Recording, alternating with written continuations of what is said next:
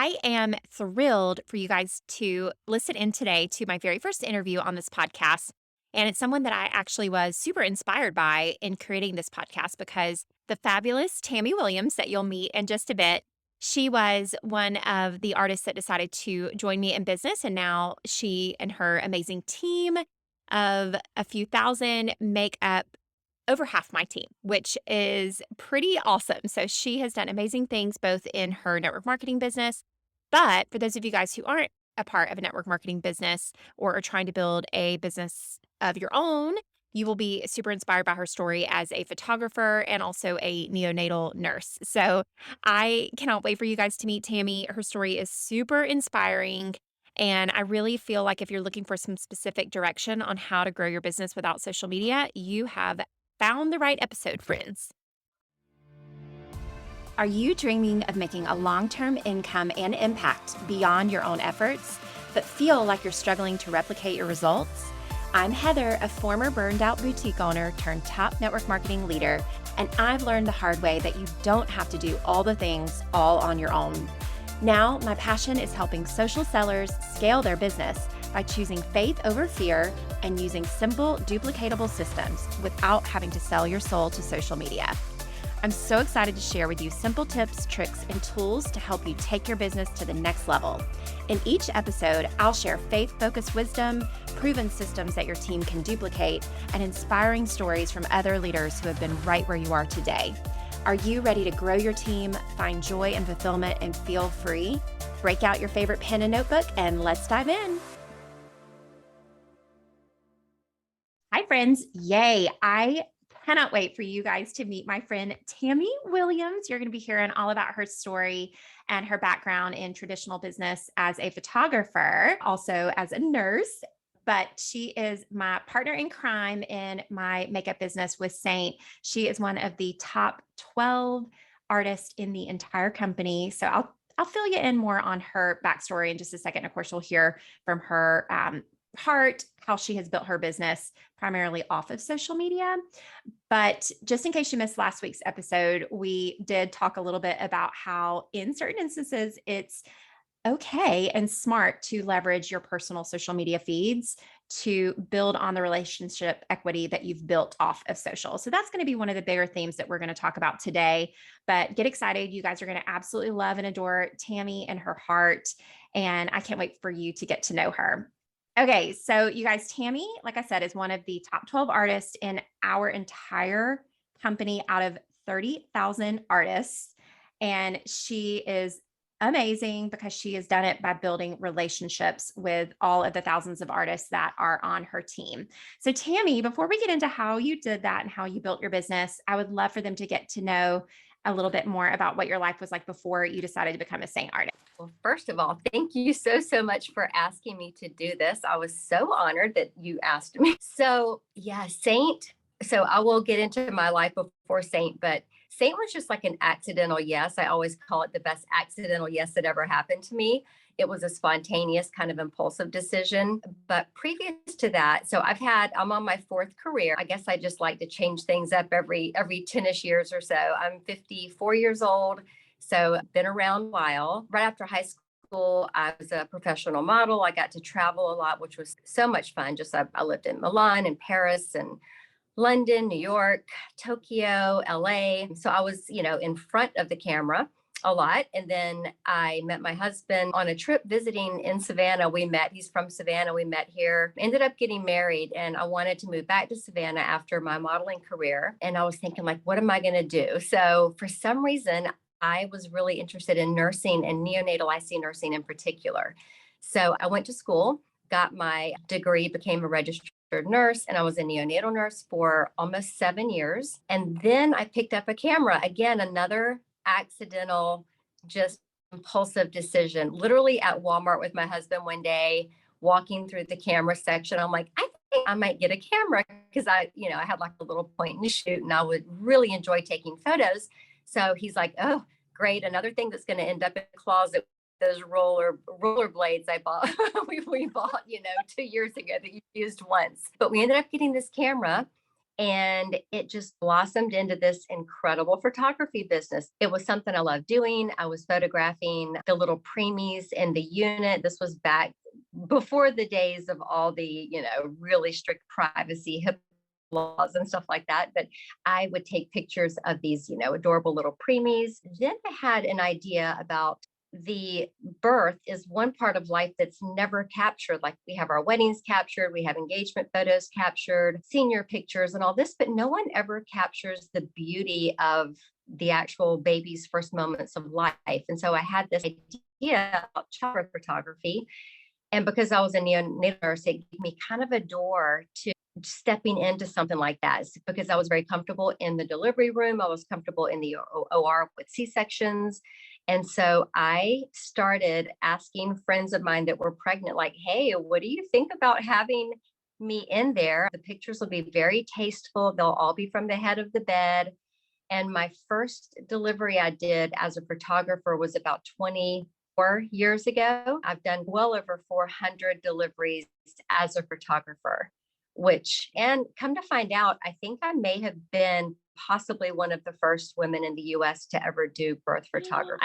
Isn't that crazy? I had this girl contact me and she had been researching it for about a year and writing a story on the history of birth photography. Because now when women get pregnant, a lot of times they think, oh my gosh, who's going to do my birth pictures, because it's a very common practice now.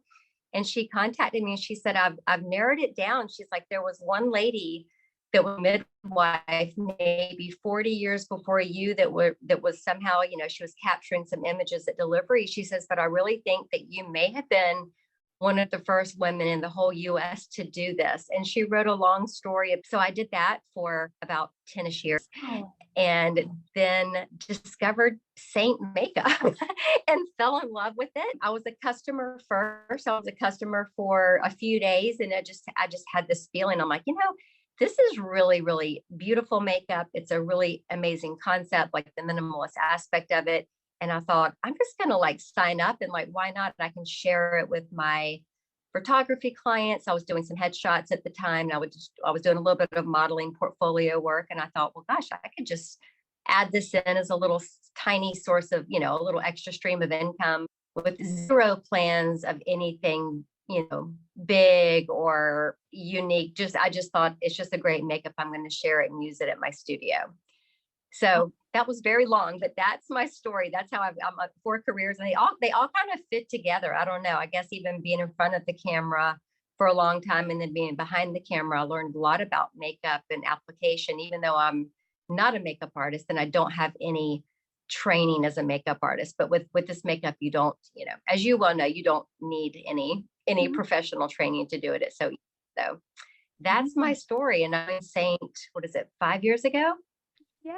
Oh my gosh. I love how you say it's the best accidental yes that you could have said. And I have to say, one of the things that's most inspiring about your story is it really was based off of you just taking action on those inspirations. And honestly, I feel like that's one of the reasons why your business with Seint has been so successful is you listen for those little bit of whispers to just dive in and do something. And it has started all of those businesses built on those relationships, right?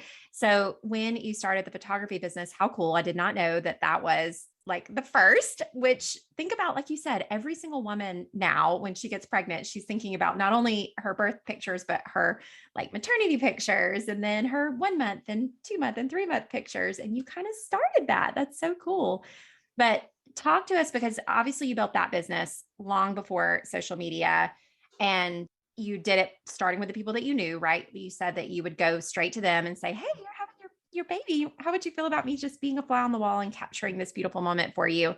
So for those who are starting their business or looking to start a new business, how did you feel at that time, and what was it that made you just kind of overcome the fear of what somebody would think and dive into something totally unprecedented? Well, I have to admit, when I first started, I felt like a total fraud as a photographer. I was using my camera on fully automatic, didn't know what I was doing. I have no photography education, background, schooling, but I did feel like I had a little bit of a natural eye for nice composition. I saw I had, the ability to see beautiful, flattering light. So, and also I was very comfortable with, babies and newborns because of my neonatal ICU background. So when I decided to do the photography, and you're right, again, it was just an impulsive thing. I think you're right. Everything I've done, it's really been kind of like I've followed like a little gut feeling about it and just jumped in. My husband, at times, I'm sure he thinks that I'm way too impulsive, but I have to say it's kind of led to some of the coolest things I've done in my life. It's just that little itch that just keeps, it's just kind of nagging, and something keeps telling me like, you should just try this. But it started by asking friends that were expecting their babies, how do you feel about having an extra person in the room? I'll be very quiet. I'll be a fly on the wall, but I promise you'll get some beautiful photos. I did a lot of it free initially. I would actually approach obstetricians who were either themselves, the female obstetricians about to, they were pregnant, about to deliver. I would ask them if I could do their deliveries for free. If it was a male obstetrician and his wife was expecting, I would just approach them. I've done that with everything I've ever done. I'm not scared to ask, the question like, how do you feel about this? Or would you be interested in something like this? Because I knew that it was something very unique that would appeal to a lot of women, and it would be really special for them to have those type of photos. So I did a ton. The first couple years, it took forever to get off the ground because the thought of having someone with a big camera in the delivery room was just too foreign of an idea. In fact, a lot of people, when I'm in birth photography, that's why a lot of times I'll say childbirth. It just sounds prettier. It's like not as graphic. When I say birth photography, people are like, "Ooh, okay." But then I follow it up with, I'm behind the scenes. I'm from the head of the bed. The photos are mainly in black and white. They're very non-graphic, but it was really word of mouth. It was just being brave enough to ask people, could I do this? And every once in a while they would say, I knew they probably weren't that interested. They say, well, let me run it past my husband and get his thoughts. And then they might come back and say, he's not real comfortable having anyone else in there. That was their nice way of saying, no, thank you. But, you get no's, which is fine. So you're going to get the no's. But it just started taking off, word of mouth. And then I was getting calls daily about like, tell me about what you're doing. And it just grew and grew and grew. I had to actually limit it to where I only did like 4 or 5 per month. Wow. Because as a birth photographer, I was on call 24/7. So I would get calls at 2 a.m., my water broke, or I think I might be in labor. So it just was really word of mouth, and practice makes perfect. Initially, I was shooting film. That gives another little clue about my age and how long I've been doing this. So I was shooting film. My first probably 20 deliveries, I shot 10 rolls of 36. Because again, I didn't really know what I was doing. I was just like, I'm just going to overshoot and see what I get. And out of those 10 rolls, I would have, 20 incredible, beautiful photos.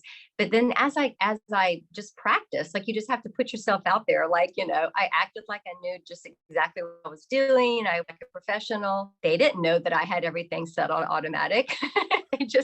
All they saw was the final result. And I got better and better, just slowly learning like what worked and what didn't work. And I got to where I would, at the end there, I was shooting like 4 rolls of 36. So that shows my progress. Then I switched over to digital. That made it a lot easier because you could easily shoot, 500 or 600 shots or images during a delivery. But it was just putting myself out there, not being scared to try it, not being scared to ask people, can I borrow your experience, to maybe give you something that you don't even realize how much you're going to love it at this moment, but it's going to be one of the most special things you own. I have ladies now that I've done their deliveries of their, second, third, fourth babies. And when we had a couple hurricane scares and they had to pack up some things in their cars and they were going to vacate, they took their birth pictures with them because I was doing printed images in albums. And they actually said, I didn't pack up a lot of stuff, but I packed my birth albums. Those are probably my most special thing that I own. So wow. It was just not being scared to put it out there.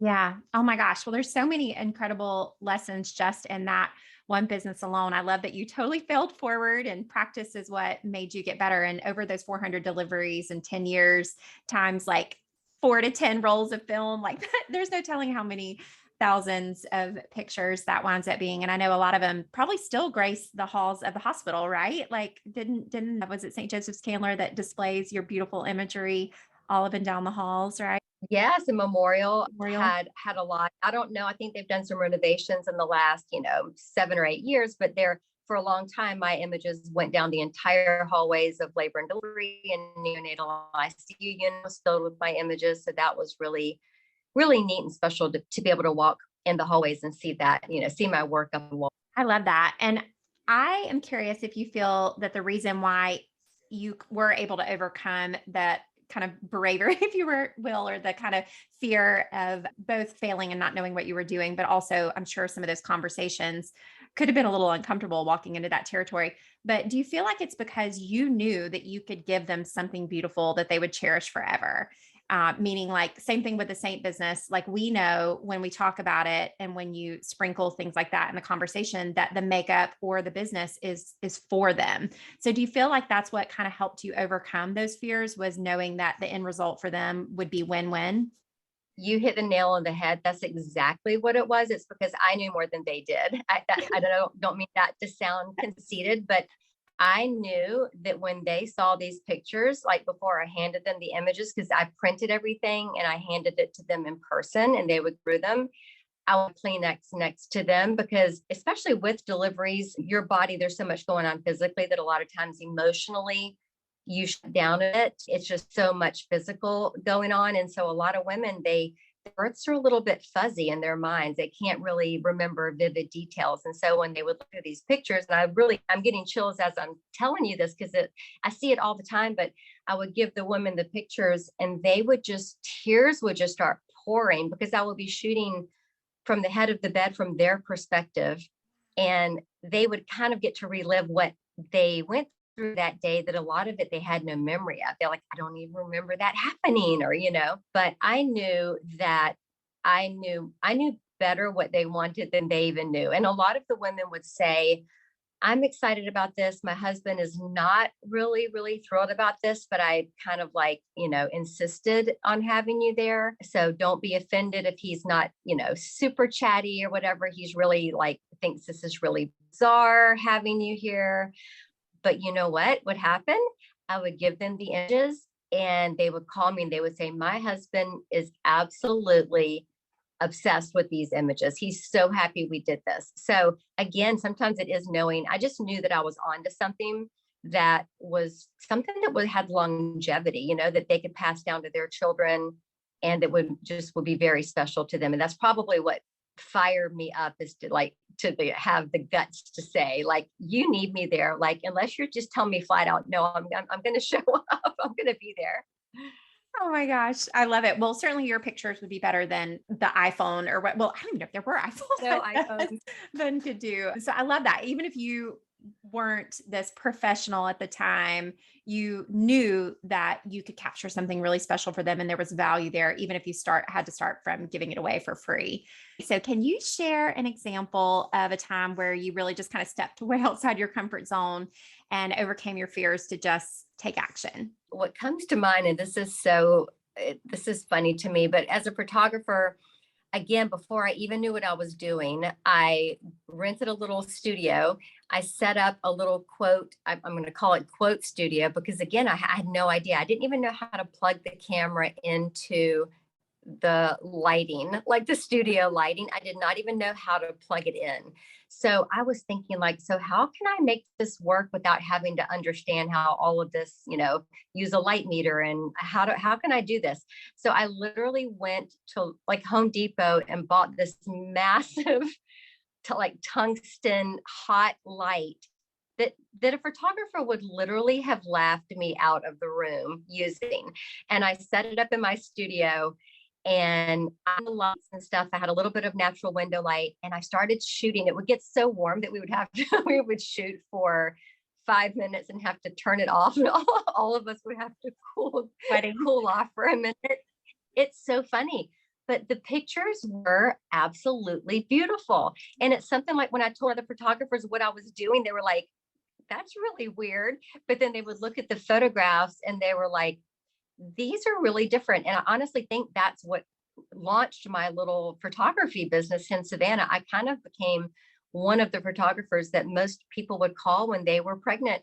This is before birth photography. I was just doing like studio stuff, but my studio pictures look different than everyone else's. Wow. Which, I was doing it completely not the correct way, but did it matter? No, it didn't, because the end result was that I just did it anyway. And it ended up having such a beautiful result that it just became my style of photography. So you never know what stepping out of your comfort zone can like lead into. Oh my gosh. So do it scared, do it anyway. And you never know what kind of inspiration that could lead to in somebody else. So I love that. Exactly. Troubleshoot. Like if you're scared of something, troubleshoot. Think of another way to do it. There are 100 ways to do something. You just have to sit down and think about, okay, if someone's in this position, how would they, maybe if they had to do it, if their life depended on it, what would they do? How could they do it? Oh my gosh. Thank you for sharing that story. I love it. So let's flash forward to 5 years ago when you randomly decided to become an artist with Seint. I know that that wasn't something that you ever saw as being a career even, right? Like that wasn't necessarily something where you thought that you would build the kind of business that you have built. But what's really cool is those same exact principles that you built your photography business are what you did with your makeup business, which is essentially not this social media, because you didn't do a live, right? Until like a live video on Facebook until what, a couple years into the business, and you had hit one of the top ranks in the company, and you still don't build your business that way. So how would you say those business principles applied to you diving in and building a network marketing business like you have with Seint? Again, I joined on a whim actually by watching you with a adorable, like quick little 5-minute live makeup video you did on your back porch getting ready for church one morning. And I was just mesmerized. I was like, this is so cool. I have to have it. So got it. It was just, eating away at me that I needed to do this. I remember telling my husband that I had joined this makeup business. He kind of giggled. To be honest, he was like, okay. It's just something so out of my comfort zone. And I started with no big intentions or big plans with it. But I knew that it was an amazing product. And I knew that it was beautiful on the skin. I also knew that it photographed beautifully. As a photographer, we call it grabbing light, like the makeup grabs light beautifully. It's hard to kind of describe exactly what that means, but it captures light, I guess, because it's so pigmented. It really just captures light beautifully and it looks real and natural. So again, I just kind of fell like in love with it and became obsessed with it. So it made it easy to want to show it to everybody. I'm a sharer. Like you can't talk to me without me saying, oh my goodness, have you been to this particular restaurant? It's like amazing. Or, have you tried these Pim cookies at the grocery store? Like they have all these layers. I'm just like, oh, my sister-in-law gives me a hard time because she's like, there you go again. Because anytime I tell her about anything, she's like, okay, I want it now. Because I get very passionate about something. When I find something really great, I want to share. So with the makeup, it just really happened really organically and very naturally that when women would come to my studio, I would say, let me touch up your makeup a little bit before we do the photo. I would pull out my beautiful little palette, touch up their makeup, and they all were interested. Like, what is this? This is really pretty. So again, I just loved it so much that I found it very natural to share. And I don't find it weird to share when I find, a great product at the supermarket. Like, I don't I try to drink a lot of non-dairy products. And there's this new milk called Not Milk. I've told everyone I know about it because it's just so good. So I'm just a natural. It's amazing. Yeah, it's the closest thing to real cow's milk. It's called Not Milk, so it's not hard to forget. But I am a natural sharer. I can't keep my mouth shut about stuff I love, and I think that's probably that. And then not being scared to take action really quickly. Like before I knew what I was even doing with the makeup, I asked my mother-in-law if I could just come to her house, and she would bring over a few of her friends. We had some adult beverages, we had some snacks and stuff. And I just put makeup on this group of ladies. And we had the best time. And I even told them when I sat down, I'm like, listen, I'm brand new at this. I don't know what I'm doing, but I really think you're going to like the finished product. I may even start and wipe it off and start over again, because I'm practicing, but you're going to love it. And when we left, like every person there wanted it for themselves. So a lot of it is just it's not hard when you love whatever you're doing, I don't enjoy having a very public presence on social media. Like it's like if you went to my personal Facebook page, you would be very hard pressed to even know that I am affiliated with Seint at all. Like I'll run into people out in public and they'll be like, don't you sell that makeup? I mean, they don't even know that I sell it because I don't post a lot about it. I don't feel comfortable like just constantly, showing up with like my own, I guess, image or being the face of it. Not to say that doesn't work for a lot of women that really enjoy doing that, but that's not my comfort zone. I'm more comfortable doing it in person and just talking about it in person and sharing it with, friends. I don't push it down their throat, but sometimes by not saying anything, after a while, when they see it on you, then after a while, they just naturally ask like, okay, I want to try this now. Cause I, almost like a little bit mysterious about it. Even when I post about it on my page, I don't always blast the name of the product. I never post my shopping link. And I get women asking like, what is this? How can I get this? Can you help me with this? So I think sometimes a little bit of mystery can also benefit for those women that aren't wanting to do reels every day and go live and do makeup tutorials and just that, whether it's not their comfort zone, that just shows that there's lots of different ways you can do it. Oh my gosh, I love that so much. And that's one of the things I mentioned to you in last week's episode. And one of the best things I've learned from you is that your social media feed has got to be high value real estate, right? Like when you do post, you better make it count. So a graphic or something, random is not going to sell it, but you're sharing just like you would share about the milk, right? Or I'm doing intermittent fasting because of you, my friend, too. So that's same. I discovered it. I'm like, I tell everybody about it. I'm like intermittent fasting, and I know all the reasons it's so good for your body, so I'm always sharing and giving advice, probably some unsolicited, but but also some people call about certain things because they know that I have a lot of experience with like animals and pets and rescue and newborns and breastfeeding and that type of thing. So I'm kind of I'm a natural teacher. I love teaching and sharing and helping people, I think is probably a better word for it. So thinking about people who are listening that are a lot like you, they're natural sharers, they're natural teachers, but they're seeing other people dive in, just like you probably did when you were growing your business with Seint. You would see people going live or trying to take over Instagram. And then of course, Reels hit the scene or TikTok or all of those things. How was it difficult for you not to feel like you had to do all those same things? Because you built your business totally in a different way, like word of mouth, starting with the friends, like you said, your mother-in-law, and growing the relationships from there. So was it hard for you to do that? And what advice would you give to someone who maybe is feeling that same sort of resistance of knowing they want to do it a different way, but yet everybody else is doing it on social? It's still hard. I still catch myself in the comparison mode constantly.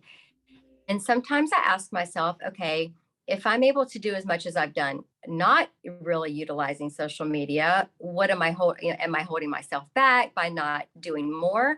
But to be honest, it's just not something I really enjoy. I think as you get older too, being in my 50s, I'm more selfish with my time and how I spend it.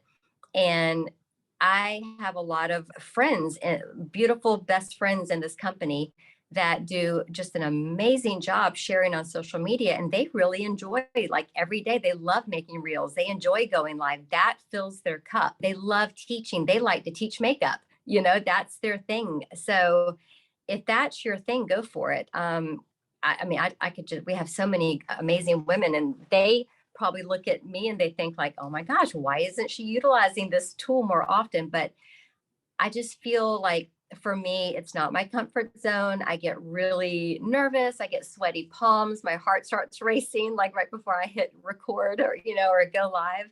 So I'm a problem solver. And so I just thought like, okay, how can I do this differently? Like, what did the Avon lady do? Like back in the day when she went door to door, like, how did she do it? She didn't have all of this. So I just thought of different ways to do it. And even my first video that I posted on my personal page was pre-recorded. And no one knows this, but I pre-recorded it like 20 times because I am a bit of a perfectionist. But I've also learned because of personal development that perfectionism isn't really something that necessarily is a positive thing. What it really is fear. It's fear-based. It's fear of failure is what perfectionism is, in my opinion. When you everything has to be perfect, you're fearful the way you appear to others. And so I just figured out, you know what? I'm not even going to put myself out there to fail. I'm just going to do it differently. I'm just going to do it my way that I feel comfortable with. If I want to do a pre-recorded video and post it, even though everyone else is going live and doing reels, I don't care. I'm just going to do it my way. And, I am on social media. I have my own personal Facebook profile. However, again, like you just said, I consider that high value real estate. You won't see just corporate graphics thrown up there. If I post something on my personal page, it's going to be a pre-recorded video of myself. It's going to be a story about, doing someone's makeup that went home and usually doesn't get a lot of compliments from their spouse. And they go home and, their husband might mention, oh my gosh, you look really pretty today. I had one lady that didn't wear much makeup. She said that her husband never, ever, ever complimented her on anything ever.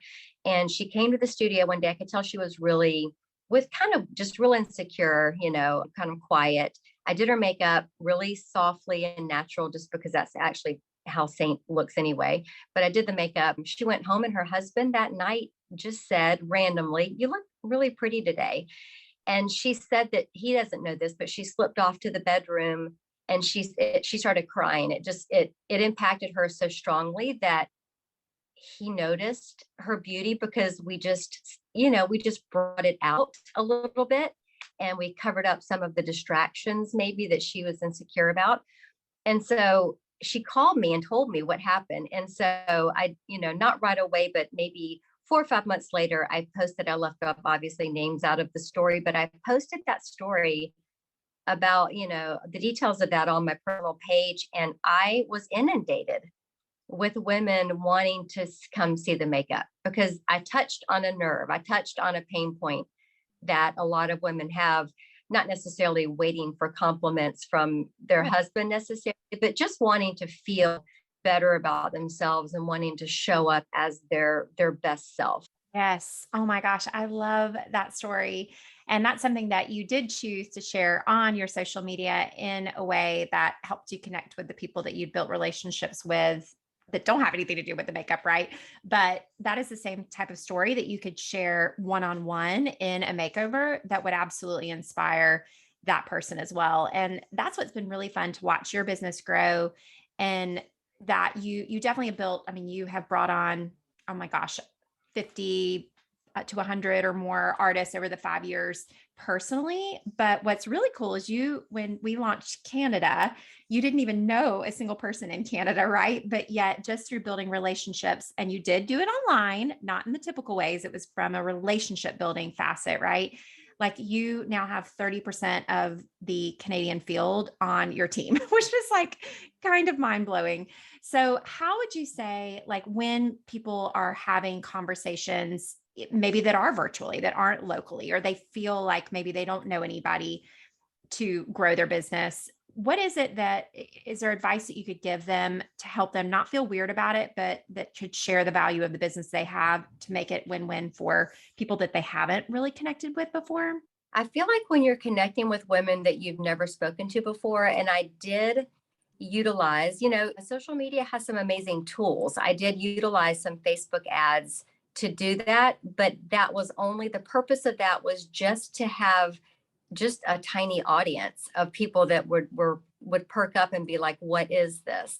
And so anyone that liked or commented on the little ad, at that point, that's where kind of it got off of social media and it went to a personal conversation through voice. Like I I think I catch a lot of women off guard. They'll message me these long messages and I'll respond back to them with my voice recording. Like I'll just hit record and I'll just talk to them.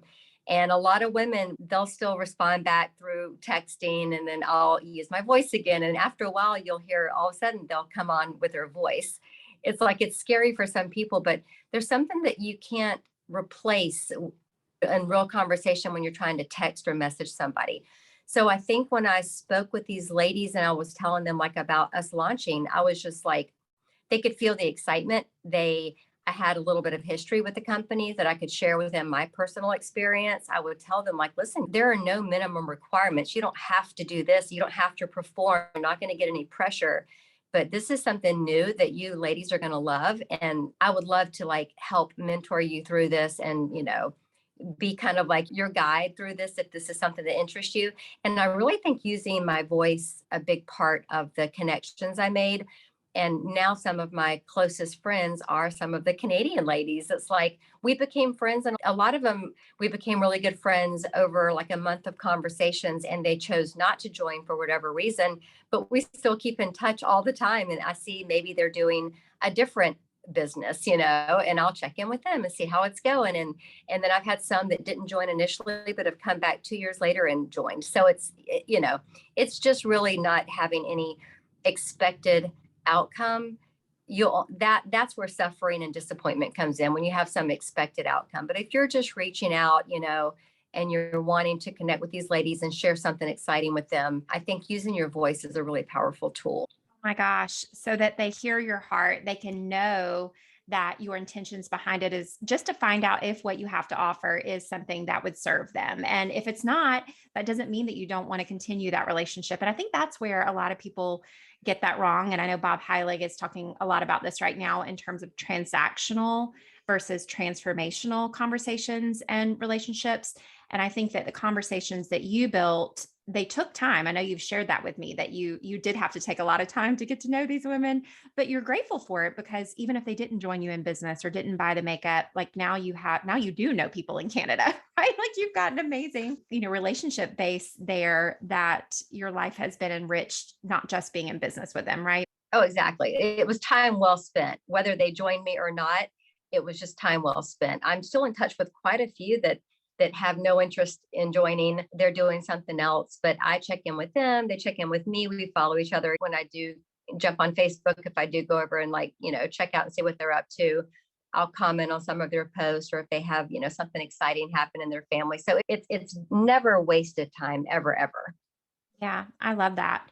Well, is there any other advice that comes to your mind or heart for somebody that is listening to you, feeling super inspired by your story, not just in your current business, but in all the work that you've done, even leading up to this, that you would just encourage them that they don't have to do it the way that they're seeing so many others build it, that you don't have to be an online influencer, that you can still leverage the ways of social media that can build your business without having to sell your soul to the platform? A couple quick things come to mind. First of all, I am on TikTok, but ironically, it has nothing to do with makeup. It's all animal related and pet related and wildlife rehabilitation. I am obsessed with that. That brings me such joy. I enjoy doing it.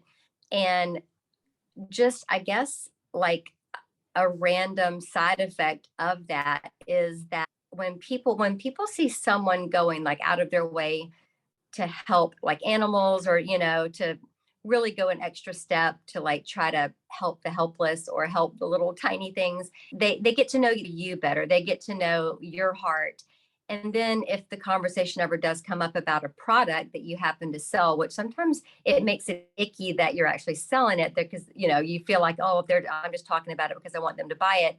But they actually, like, when I do tell them about it, they know that I'm 100% sincere when I say what I'm showing you or telling you about is honestly the best thing on the market. So I think building trust just by doing the things you love and them seeing the faceted parts of your life has been a big thing for me. Also, just do it, even if you're scared, do it anyway. That's probably, like, do it scared, do it anyway. If I had waited until I was like an expert or even like, intermediate level with knowledge about any of these things that I've ever done in my life, I would have never gotten off the ground. Like, I have so many ladies sometimes that join the company that they're always getting ready to get ready to get ready to get ready to take action. They're just scared they're not going to know enough and this they're going to be embarrassed. It's like, no, just get out there and just be honest with people. When I took my camera to deliveries, I'm like, oh, I sure hope my automated setting works today because if it doesn't,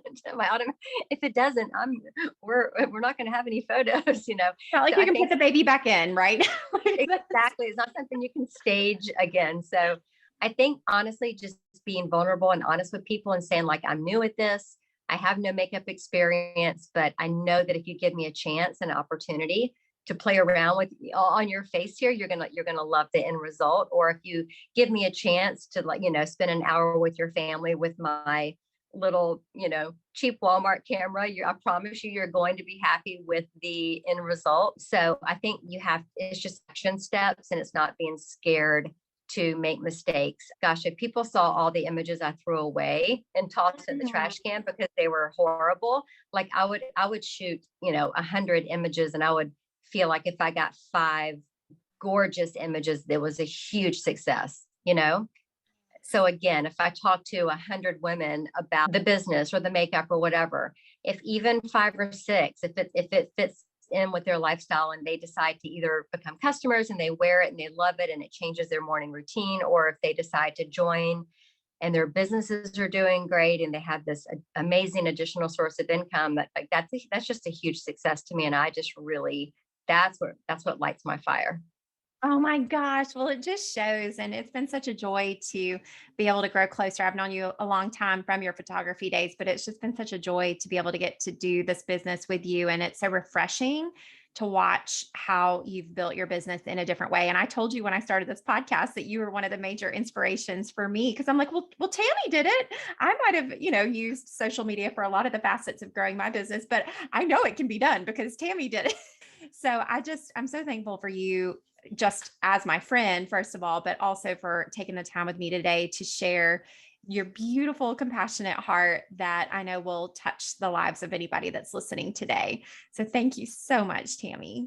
Oh, you are welcome. And I have so enjoyed your podcast. I share them because, again, something I love. I'm a sharer. I share them with everyone I know.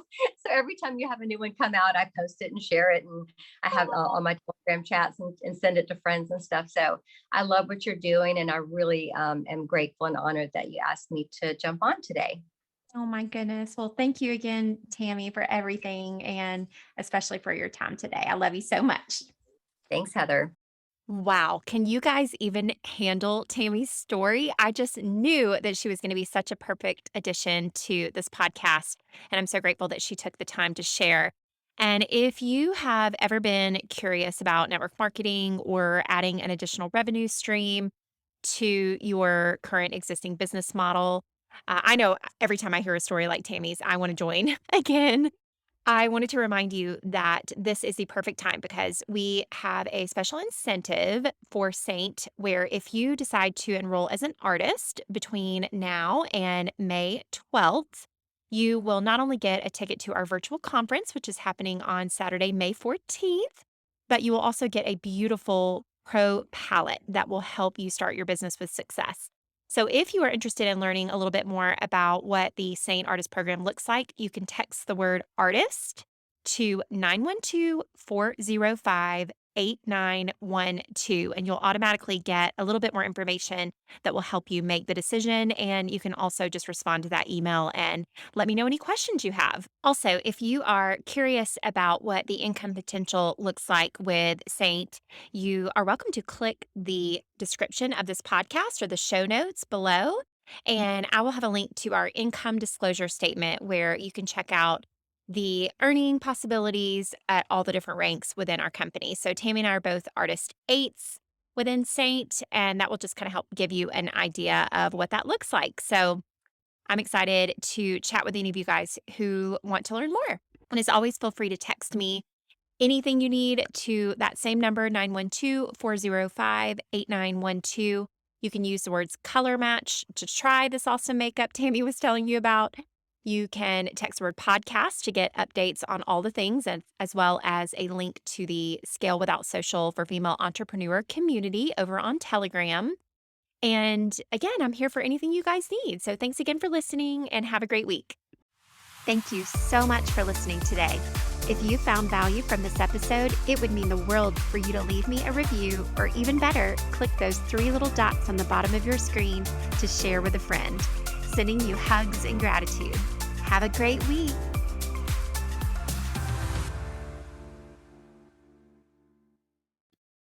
Wow. Can you guys even handle Tammy's story? I just knew that she was going to be such a perfect addition to this podcast. And I'm so grateful that she took the time to share.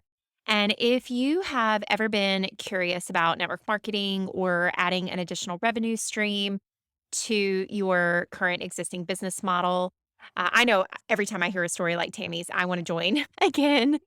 I wanted to remind you that this is the perfect time because we have a special incentive for Seint where if you decide to enroll as an artist between now and May 12th, you will not only get a ticket to our virtual conference, which is happening on Saturday, May 14th, but you will also get a beautiful pro palette that will help you start your business with success.